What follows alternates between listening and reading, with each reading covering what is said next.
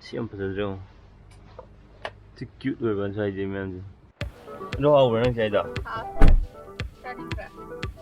India led to Sunning Day. She that England the Chak Man in Yam. You can't the England the Henman and Chayam and Chare. Very good. I don't think. You liar.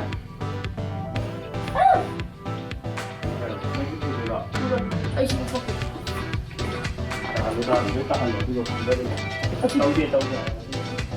Don't waste it. Bye bye. I am here. I'm here. Bobby, come up and go. Wow.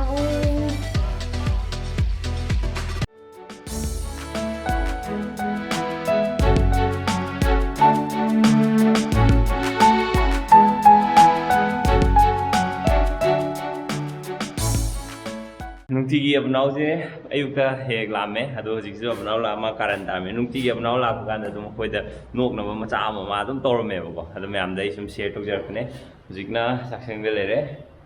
komla ayuka komla cha ju phobra asi keno ji lokthok kono komla cha kan da du lokthoi na lokthok bu je jaro si yaw na cha don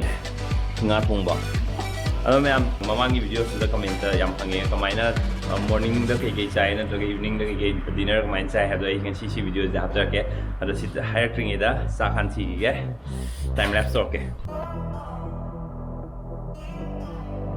sak thi bolore ado ham ba mok da I nutritionist na te ado ba I diet ni ram yam khang bo mi sin te I na gym thanari ba gym da level instructor sing da talak ko dune ina follow to jar kan da I gi weight cha na 78 kg le ram bane ba 78.8 kg le ram bane ba ado gi ngarang on bo weight le sina 76.5 kg leba ado sigi weight handa ji matang ga Instagram da breakfast ki di dum Instagram da thagat ne aduga YouTube da ngang thagat video da hange me amna du dai ngasi hajaram ge dum aina saw sing je normal na tane si nga thung bele re kina chak che kai gi brown rice oi no na hang ko shawe da si je brown rice kitang kitang saw je phai na ki white rice ko brown rice ko mix or thong mane si cham put le re or da chamas na sawa aruga ai gi saram bachang je first day du aina normal jawa chak to adu dum hape ba ado first day da aina samasina sara kanda ai ga chamina de mi sina kya chaba timing do adu de du ai ju chaba je lotion ba alain to ga chai ba arda chaba ngam bo ge du sani aduga ai kyam changam mi do samasina chaba kanda du specific time du kyam changam mi adu khangani or next day de ge du gi quantity du dum hapa ga daina chaba aduga dinner du du chai do evening gi snacks du na ina Mary biscuit to adu ani gum chai aduga nutri choice to Mary do sa daga ne nutri choice to ani gum chaba aduga lapoi amaga adu maina to ga ai diet se follow to ne sida engon gi chak man hin yang adu kan di engon di hen man chak yam chare ado very good ado morning gi breakfast di me Instagram da follow to sing di so na khang mani ai kai happy ha do Instagram da Instagram gi ID gi ka lo hapong ge me amadu da follow to review gi follow so na to send biro aduga horen gym da workout to gi mati ama ai hapok pa brenge kg ani gum ba handaram ni na ai adu 14 days handam ne ba wari jam saman ge sagi how ren jang ne wan do hang to bu how ba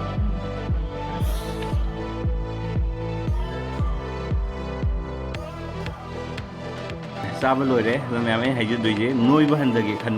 mi ge gini go. Amasan saw kan da hinjang mahi je dum lemgal le ai gi oina di ai normal diet nga ku sa ga dum mahi je handa hi saw kan da. Ngo sak su amasan saw kan da som da ai zamin na je magi saw loi kan da exhibition bas mai na. Puk than ra ge di dum sa bi ku ga de puk than ba dum phore ba. Ngma mai lo chen ga morning gi lunch mai lo chen le. Breakfast heavy ja gi ni na morning da amu breakfast se 3 hours ke pumbal hele ina breakfast a ma tunga lunch sabje aduga heavy jagi ngong lunch du yam na sabu ngam deba de di makata video ki ge zik shopping chatlu ge aduga friend ai gi diet makata ba diet plan du su ma thong thang su ma ba ke ma je yum de gi pan thok ta ba yam kuire arna ina ngasi je shopping oina adu kai no nang leidi Ma'am khanda tu si ne ba in tal je kai leidi no khang da bi de sa si na ha bu je ꯑꯩ ꯃꯇꯝ ꯃꯥꯡꯍꯟꯕꯤꯔꯣꯏꯀꯣ ꯔꯦꯟ ꯃꯥꯡꯍꯜꯂꯦ ꯑꯗꯨ ꯍꯥꯎꯕ꯭ꯔꯥ ꯅꯪ ꯆꯥꯏꯗꯣ ꯆꯥꯅꯤꯡꯕ꯭ꯔꯥ ꯇꯤꯟꯗꯤ ꯌꯣꯜꯂꯦ ꯑꯗꯨ ꯆꯥꯅꯤꯡꯗꯦ ꯐꯝꯃ ꯆꯥꯎꯋꯣ ꯌꯥꯔꯦ ꯑꯗꯣ ꯉꯍꯥꯟꯈꯩ ꯌꯨꯝ ꯃꯅꯨꯡꯗ ꯑꯗꯨꯝ ꯂꯩꯔꯦ ꯍꯧꯖꯤꯛ ꯃꯄꯥꯟ ꯊꯣꯛꯇꯣꯏꯁꯦ ꯀꯩ ꯐꯥꯎꯕꯤꯒꯦ ꯆꯠꯂꯨꯏꯒꯦ ꯃꯌꯥꯝ ꯌꯧꯔꯒ ꯍꯥꯞꯄꯒꯦ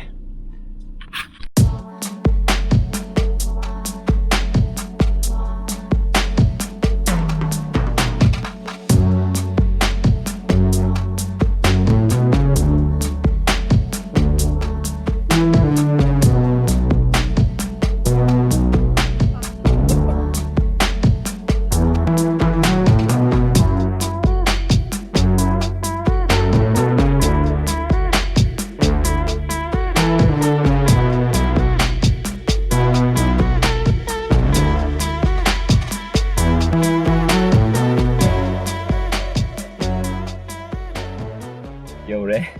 ꯃꯉꯣꯟꯗ ꯀꯦꯃꯦꯔꯥ ꯅꯝꯃꯣꯟ ꯄꯥꯏꯍꯜꯂꯨꯕꯨ ꯀꯦꯃꯦꯔꯥꯁꯦ ꯐꯦꯔꯦ ꯐꯦꯔꯦ ꯍꯥꯏꯔ ꯄꯥꯏꯍꯜꯂꯦ ꯍꯧꯖꯤꯛ ꯑꯩꯈꯣꯏ ꯂꯥꯛꯏꯁꯦ ꯔꯤꯝꯁ ꯔꯣꯗꯇ ꯂꯩꯕ ꯑꯣꯜ ꯏꯟ ꯋꯥꯟꯗꯅꯦ ꯊꯣꯡꯍꯥꯡ ꯌꯥꯗ꯭ꯔꯤꯕꯅꯤ ꯑꯗꯨ ꯌꯥꯗ꯭ꯔꯕꯅꯤ ꯌꯥꯝꯃꯅꯤ ꯍꯪꯉꯦ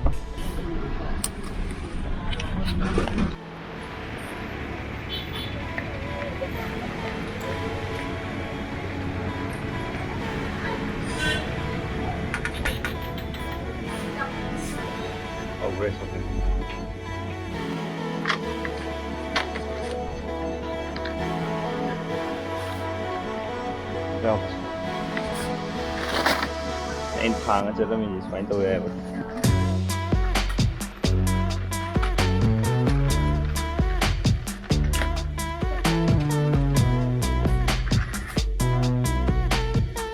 ꯂꯦꯝꯅꯩꯒꯤ ꯉꯥ ꯍꯥꯎꯕꯅꯤ ꯁꯤꯁꯦ ꯀ꯭ꯔꯦꯝ ꯀ꯭ꯔꯦꯝ ꯂꯥꯎꯕꯅꯤ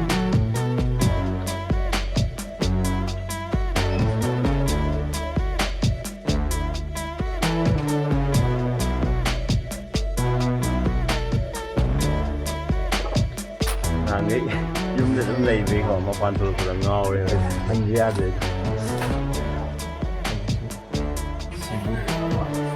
ꯁꯣꯝꯗꯩ ꯊꯣꯛꯂꯛꯇ ꯉꯥꯏꯔꯤ ꯁꯤꯗ ꯂꯩꯔꯝꯗ꯭ꯔꯦ ꯁꯤ ꯌꯥꯝ ꯐꯖꯗ꯭ꯔꯣ ꯁꯤ ꯀ꯭ꯌꯨꯠ ꯑꯣꯏꯕ ꯉꯁꯥꯏꯗꯤ ꯃꯌꯥꯝꯁꯦ ꯀꯌꯥ ꯀꯌꯥ ꯄꯤꯁꯤꯕꯣ 100 ꯁꯤꯅ 120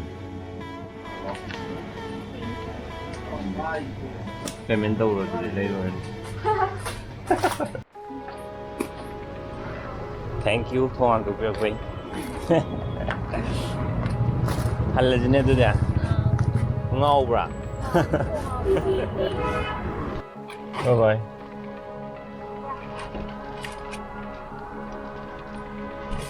ꯇꯞꯅ ꯇꯞꯅ ꯇꯞꯅ ꯀꯦꯟꯇꯤꯟ ꯂꯩꯔꯝꯕꯗꯨꯅꯦ ꯑꯅꯧꯕ ꯁꯠꯀꯔ ꯃꯌꯥꯝ ꯁꯥꯒꯠꯈ꯭ꯔꯦ ꯀꯣꯂꯦꯖ ꯃꯅꯨꯡꯗ ꯍꯥꯟꯅꯒꯤ ꯊꯥꯏꯅ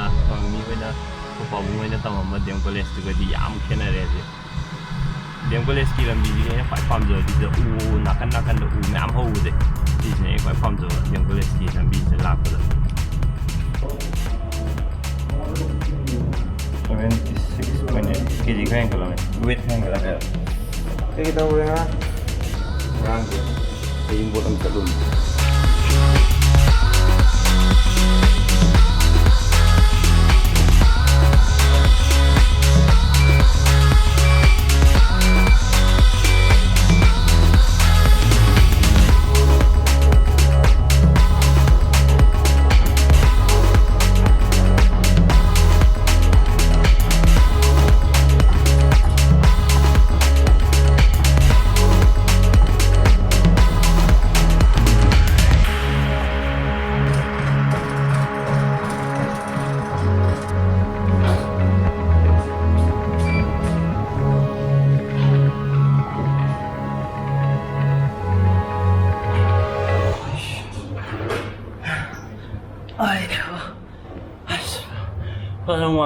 ꯍꯧꯖꯤꯛꯀꯤ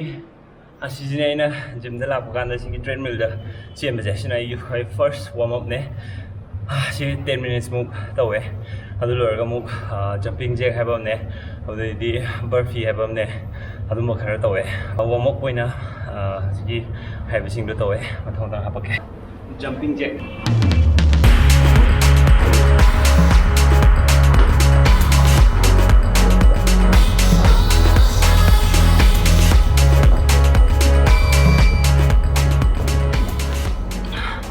Sigi jumping jet na set home tawgdaba 50-50 gi ko ai mathang jo apake si hojik tawdina bakti ko e ado ai simba fitness mam dai expert na te amon da trainer na ta sing rain tai je ana asu yo ga du si fitness ki matang na ku sing na adum comment da correction tawbiro ai mathang da sing tok na ba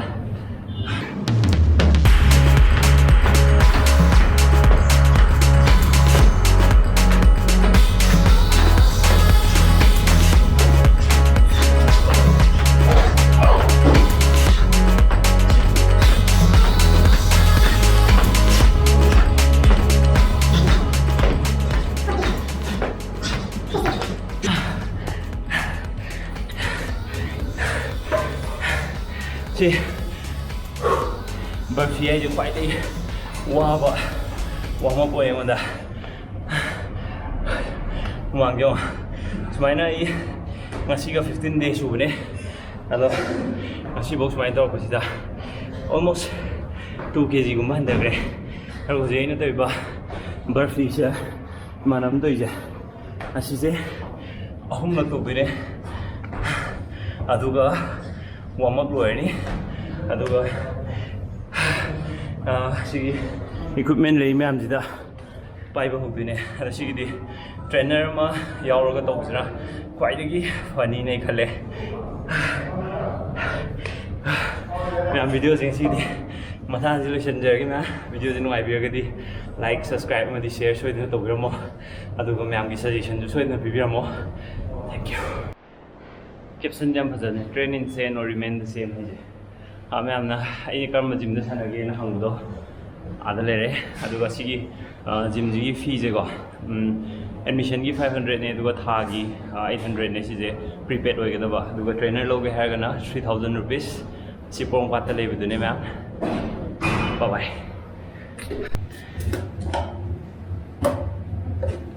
protein ne kana non na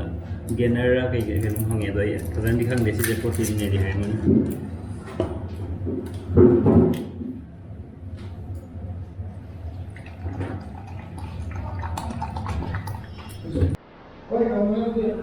Hãy subscribe cho kênh Ghiền Mì Gõ để không bỏ lỡ những video hấp dẫn